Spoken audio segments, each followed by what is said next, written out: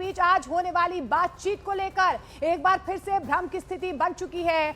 अल Arabia English के मुताबिक Reuters ने सूत्रों के हवाले से यह बताया है कि अमेरिकी उपराष्ट्रपति जेडी वैंस अभी अमेरिका में ही हैं और पाकिस्तान के लिए रवाना नहीं हुए हैं। इससे पहले राष्ट्रपति डोनाल्ड ट्रंप ने न्यूयॉर्क पोस्ट से कहा था कि जेडी वैंस कुछ ही घंटों में पाकिस्तान पहुंचने वाले हैं। वहीं सीएनएन की व्हाइट हाउस संवाददाता के मुताबिक मंगलवार को यानी आज जेडी वैंस के पाकिस्तान रवाना होने की उम्मीद जाहिर की जा रही है। हालांकि देखिए, व्हाइट हाउस ने यात्रा के समय की औपचारिक पुष्टि यहां पर नहीं की है, लेकिन ये खबरें निकल कर आ रही हैं कि जेडी वैंस इस वक्त अमेरिका में ही है, वो पाकिस्तान यानी कि इस्लामाबाद के लिए रवाना नहीं हुए हैं।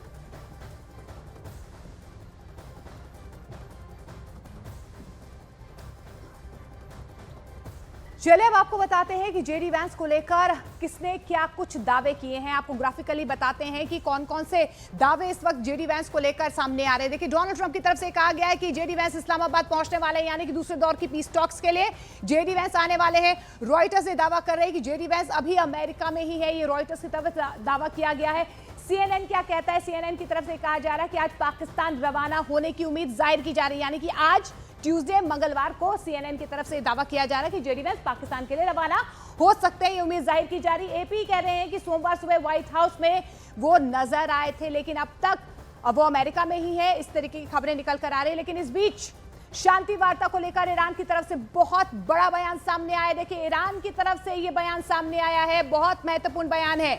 ईरान की मीडिया के दावे के मुताबिक ईरान की तरफ से अमेरिका के साथ बातचीत में शामिल होने पर अभी भी विचार चल रहा है, लेकिन अभी कोई अंतिम फैसला जो है ईरान की तरफ से नहीं लिया गया है। ईरान अमेरिका वार्ता पर संशय के बीच ईरान के उप विदेश मंत्री ने अमेरिका पर कड़ा रुख भी यहां पर दिखाया है। डिप्टी विदेश मंत्री ने कहा है कि अमेरिका को अत्यधिक उनकी जो है मांगे हैं, वो जरूरत से ज्यादा मांगे जो हैं वो छोड़नी होंगी।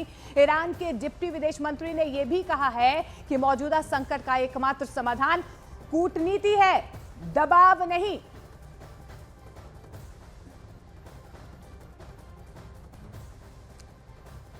और इस बीच ईरान और अमेरिका के बीच दूसरे दौर की बातचीत से पहले अमेरिकी राष्ट्रपति डोनाल्ड ट्रंप का एक अहम बयान सामने आया है। ट्रंप ने ईरान को भारी बमबारी की चेतावनी दे दी है। देखिए, ट्रंप ने पीबीएस न्यूज को यह बताया है कि अगर ईरान के साथ सीज फायर खत्म होता है तो बहुत सारे बम फटने लगेंगे। ट्रंप ने यह भी दावा किया है कि ईरान के पास न्यूक्लियर हथियार नहीं हो सकता है। तो ट्रंप ने देखिए बातचीत से पहले एक बार फिर से ये कहा है कि सीज फायर खत्म होता है तो भारी बमबारी होगी ईरान पर। एक बार फिर से यहां पर डोनाल्ड ट्रंप धमकाते हुए ईरान को नजर आ रहे हैं। दूसरे दौर की बातचीत पर सस्पेंस बरकरार है, लेकिन इस बीच तीखे तेवर दोनों ही तरफ से नजर आ रहे हैं।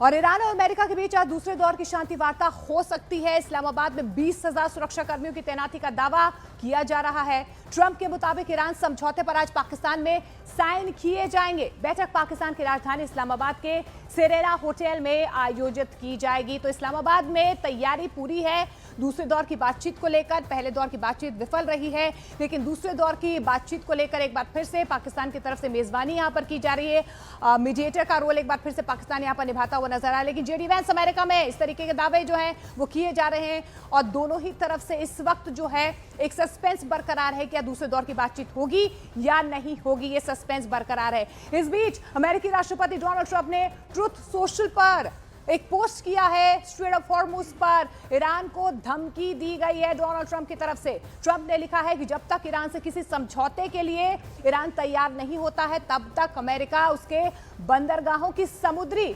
घेराबंदी नहीं हटाएगा। ट्रंप का यह भी दावा है कि इस घेरेबंदी से ईरान पूरी तरह से तबाह हो रहा है और उसे हर दिन करीब 4600 करोड़ रुपए का भारी नुकसान हो रहा है। ये ट्रंप की तरफ से दावा किया जा रहा है। ट्रंप ने यह कह दिया है कि वो स्ट्रेट ऑफ हॉर्मुज में नाकेबंदी को है वो पीछे नहीं हटाएगा और ईरान यही चाहता है कि अमेरिका बातचीत से पहले नाकेबंदी को स्ट्रेट ऑफ हॉर्मुज से हटा दे।